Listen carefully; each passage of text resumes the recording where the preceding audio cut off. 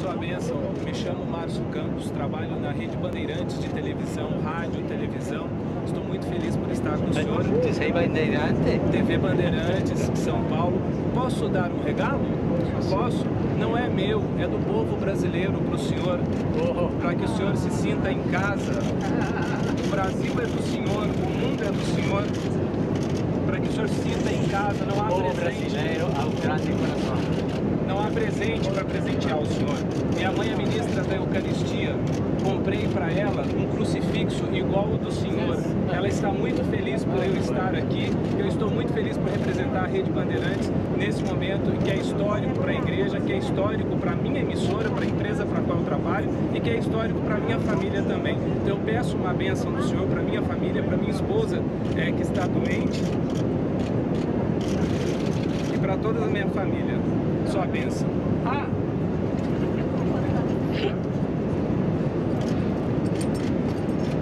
Senhor abençoado. E aqui para o senhor.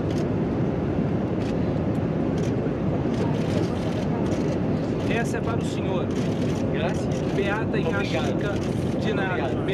Nossa Beata em Achica, que vai se tornar santa, irmã Claudine, de lá pediu para entregar para o senhor. Aqui, e a medalha. Aqui, sua oração para Nossa Senhora Aparecida é linda. A oração que o senhor escreveu para Nossa Senhora Aparecida, a oração que o senhor vai fazer é muito linda. E eu tenho certeza que o senhor vai fazer o que a mãe fez. Tenho certeza. Sua bênção. Então a gente volta com a nossa entrevista com o jornalista Márcio Campos. O Márcio, você conseguiu levar em Achica até o Papa Francisco, hein, Márcio? Nem eu acredito, mas é porque ela acreditava nisso, né? É importante dizer isso, que em Achica sempre acreditava nisso, viu, Rodrigo? E como é que foi para conseguir esse encontro com o Papa, que eu sei que você relata no livro que não começou em 2013, né? Começou quando o Papa ainda era o Bento XVI, né?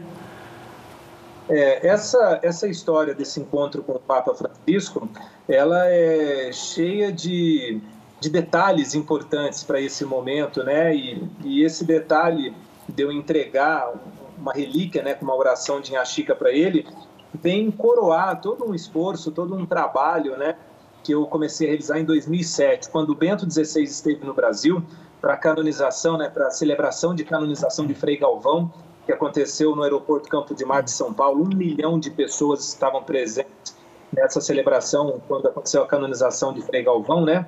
Então, quando o Papa Bento chegou ao Brasil, alguns jornalistas estavam no avião dele. E eu fiquei me perguntando, por que aqueles jornalistas estavam no avião e eu não? Né? Então, eu comecei a pesquisar e a buscar informações de como era possível jornalistas estarem no avião do Papa. Então, eu passei desde aquela época, desde 2007, pesquisando, buscando informações e atento em relação a como fazer. Como eu consegui fazer tudo isso, eu fiquei preparado para que quando o Papa voltasse ao Brasil, e aí poderia ser o Papa, não independente seja Bento, Francisco, né? Mas o Papa, o dia que o Papa voltasse ao Brasil, eu estaria dentro do avião. Eu fiz essa promessa para mim, né? Então, assim, eu me dediquei como repórter, como profissional, tive disciplina, fui atrás, planejei. Hoje, os jovens de hoje, né, eles são muito imediatistas. Parece que a palavra planejar na cabeça de alguns jovens, de alguns adolescentes, não existe no vocabulário deles, né? Então, é muito importante saber planejar, né? Saber planejar e ter condições de executar, porque às vezes você faz um planejamento e não consegue executar porque o planejamento não foi adequado. Então, planejar é muito importante. Eu planejei, consegui executar e, felizmente, em julho de 2013, eu estava dentro do avião papal junto com o cinegrafista, o André Zorato, né, que agora vai completar mais um ano, né, em julho de 2013, então está quase fazendo 10 anos, né, o ano que vem faz 10 anos essa cena aí. E aí, rapaz, tudo isso aconteceu no momento, o momento da viagem do Papa era um momento conturbado emocionalmente para mim e para minha família por causa da doença da minha esposa. Ela tinha acabado de ser diagnosticada do problema dela, estava na fase de tratamento e em uma das fases, um dos ciclos de quimioterapia dela começaria bem na viagem de Roma com o Papa. E eu falei que eu não iria porque eu queria ficar com ela acompanhando o tratamento dela. Aí os médicos adiaram, né, falaram que tinha segurança, e tinha mesmo. Com segurança a gente consegue adiar em uma semana o início desse segundo ciclo do tratamento da sua esposa. Pode viajar tranquilo. Então, dessa maneira, eu viajei tranquilo. Só que antes da viagem, eu estive no santuário de Inhaxica, em Baipendi, conversando com a irmã Claudine. A irmã Claudine está lá até hoje, né? Ela sempre foi uma das mulheres abençoadas da minha vida também. Eu falei para a irmã que eu ia encontrar com o Papa. Eu não sei se ela acreditou muito, não. Eu acho que ela não levou muita fé nessa história, não. Mas enfim, né? Aí ela falou, se você vai encontrar com o Papa mesmo, leva essa oração para ele, essa relíquia de Inhaxica, e pede para ele canonizar Inhaxica para a gente. Então, essa iniciativa partiu da irmã Claudine. Eu falei, mas é claro que eu vou fazer isso, né? E quando eu fui para a viagem, coloquei dentro do bolso, como eu coloquei uma série de outras coisas dentro do bolso, deu para ver na imagem aí, né? Era santinho, era medalha, era terço, era crucifixo, tudo para o padre abençoar. Na época, inclusive, o Boixá apresentava o Jornal da Band, né? O Ricardo Boixá. Depois da imagem ser exibida, ele falou assim, Márcio, da próxima vez você vai precisar de uma mochila para encontrar o Papa, né?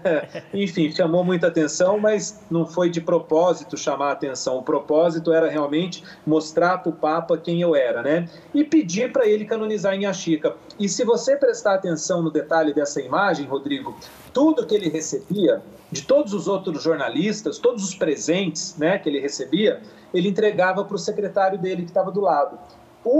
A relíquia de Inhaxica, a oração, foi o único objeto, vamos dizer assim, mas a relíquia dela, né, foi o único presente que ele recebeu que ele abriu, né, a roupa dele e guardou dentro do bolso dele. Então, isso também é motivo de muita satisfação, né, de saber que o carinho que ele teve por aquele pedido que eu fiz para ele, olha, o senhor precisa canonizar Inhaxica para a gente. E nós estamos na expectativa aqui. Eu já falei que quantas vezes mais forem necessárias pedir para o Papa canonizar Inhaxica, eu vou pedir.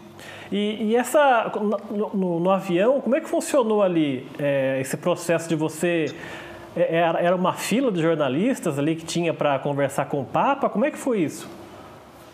Pois é, Rodrigo, essa foi a primeira viagem internacional do Papa Francisco. Ele tinha assumido o papado em março, em julho foi a primeira viagem internacional, né?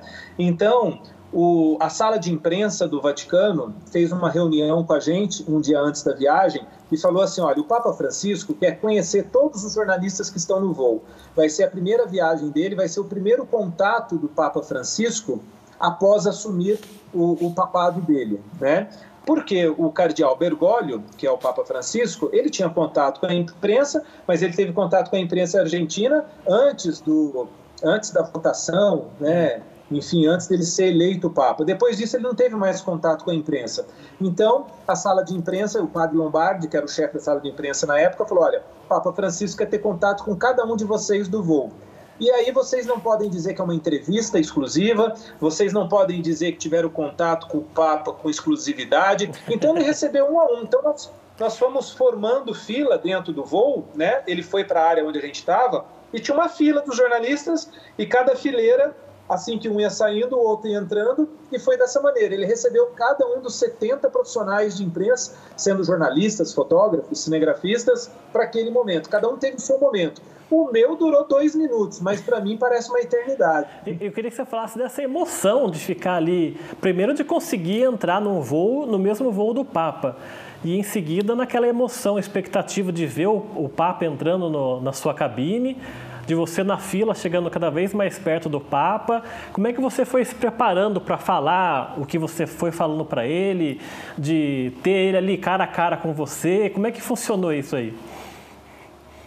Preparar, a gente prepara, né, Rodrigo? Mas na hora, tudo que você prepara, numa situação daquela, você já não consegue mais fazer o que você tinha planejado, preparado, né? A única coisa que eu sabia é que eu precisava falar da minha empresa, né? Que eu precisava falar o nome da minha empresa, que eu precisava falar da minha esposa, da saúde da minha esposa e de Inhaxica. Isso eu botei na cabeça que eu não podia esquecer, entendeu? Então aquilo ali foi uma realização de um trabalho profissional. Para começar, foi isso, né?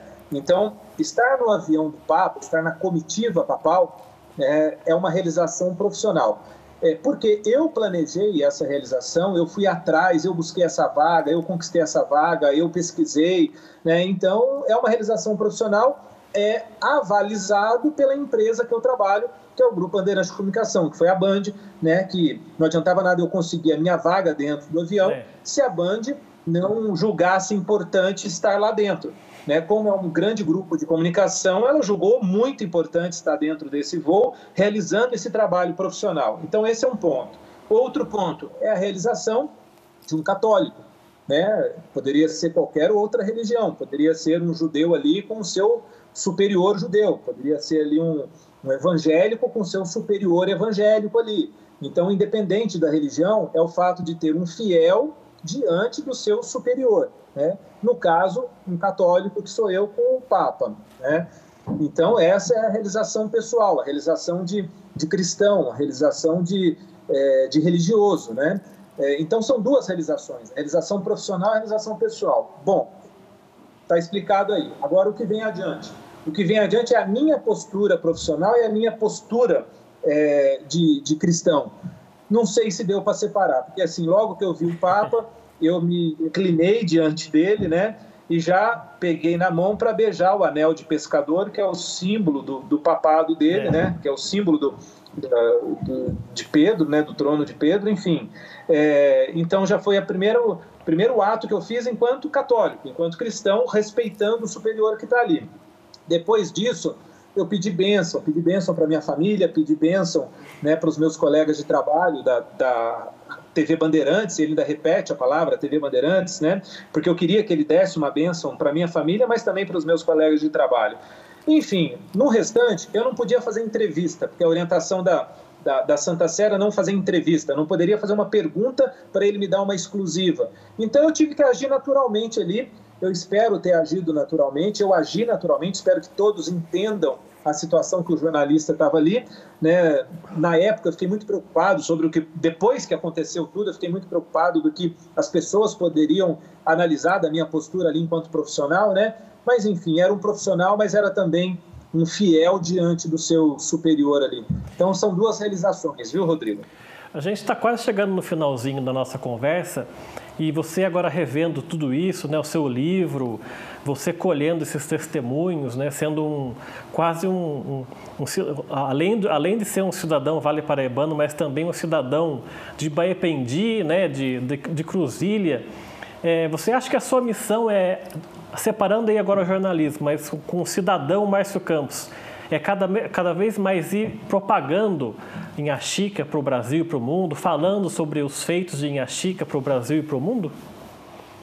Rodrigo, espetacular essa sua pergunta, muito obrigado por me auxiliar com essa pergunta, porque assim, independentemente do livro que eu escrevi, né, Beata Inhaxica, o Milagre da Santa Brasileira, pela editora Ângelos, independentemente do livro, a minha missão será até o último momento meu aqui na Terra, divulgar Inhaxica onde for, em qualquer lugar que for, onde eu estiver. Né? O meu compromisso com ela, aí foi uma promessa que eu fiz para ela depois que tudo aconteceu, ou seja, uma maneira de eu retribuir a intercessão de Inhaxica é fazer com que ela seja conhecida onde eu estiver. Se for para eu poder falar para ela, para uma pessoa do meu lado, só uma pessoa, eu vou falar para essa uma pessoa de Inhaxica. Se for para falar na televisão, no rádio, no programa como da TV Câmara, que a gente está batendo esse papo agora, eu vou falar. Por isso que eu não recuso em hipótese alguma, independentemente do livro, a oportunidade que eu tenho de falar de Inhaxica. Para quem quiser comprar o seu livro, é só entrar no site da editora Ângelos ou tem algum outro caminho também? Tem a editora Ângelos, pode entrar no site da editora Ângelos e pela distribuidora Loyola também, né? Loyola, distribuidoraloyola.com.br e dá para encontrar também pela Loyola, que é a distribuidora exclusiva do livro aqui no Brasil. Você pretende escrever outros livros, falando de também alguns desdobramentos de Inhaxica, sei lá, alguma outra ideia que seja relacionado a isso? Olha, quem sabe, em breve, ela sendo canonizada, a gente merece colocar um novo episódio aí nesse livro com a canonização dela. Enquanto isso não acontece, eu já tenho outros projetos de outros livros na mesma linha de Nhá Chica, né? Mas como eu não comecei oficialmente esses projetos, aí eu vou pedir desculpa para você para ainda não comentar sobre eles. Mas são outros projetos na mesma linha de Nhá Chica que eu pretendo realizá-lo em breve. Tá certo, Márcio. Eu quero agradecer muito a sua participação no nosso programa. Quero te parabenizar pelo livro, por todo esse trabalho que você teve e tem até hoje de divulgação do trabalho de Nhá Chica. E obrigado por ter compartilhado com a gente um pouco dessas suas histórias, falado sobre a sua carreira também de jornalista. Obrigado por ter participado. Rodrigo, eu que agradeço a sua iniciativa de me convidar, o trabalho de todos os colegas nossos aí da TV Câmara de Jacareí. Obrigado, Legislativo de Jacareí, por permitir que a cidade, que o Brasil tenha um canal de comunicação como esse, do qual você faz parte. Isso é muito importante para a sociedade democrática que a gente vive, ter um canal de comunicação como esse. E para encerrar e citar Jacareí especificamente, uma das primeiras reportagens que eu fiz na Band Vale, em Taubaté, foi em Jacareí. Infelizmente, era uma reportagem triste, porque tratava-se de uma rebelião na antiga cadeia pública de Jacareí, que ficava aí no centro da cidade, do lado da delegacia. Então, eu, enquanto repórter da Band Vale, fui cobrir essa rebelião que teve da cadeia pública, né, do lado da delegacia. Então, essa foi uma das primeiras reportagens que eu fiz na Band Vale. Eu fiz muitas outras reportagens de Jacareí, e por isso eu deixo o meu abraço especial aqui para todo cidadão, toda cidadã de Jacareí, e em especial para todo cidadão e cidadã vale paraibana do meu coração. E obrigado pelo interesse e pela abertura da gente poder falar de Nhá Chica. Tá certo, obrigado pela sua entrevista. O programa Gente em Destaque fica por aqui. A gente volta numa próxima oportunidade. Até lá.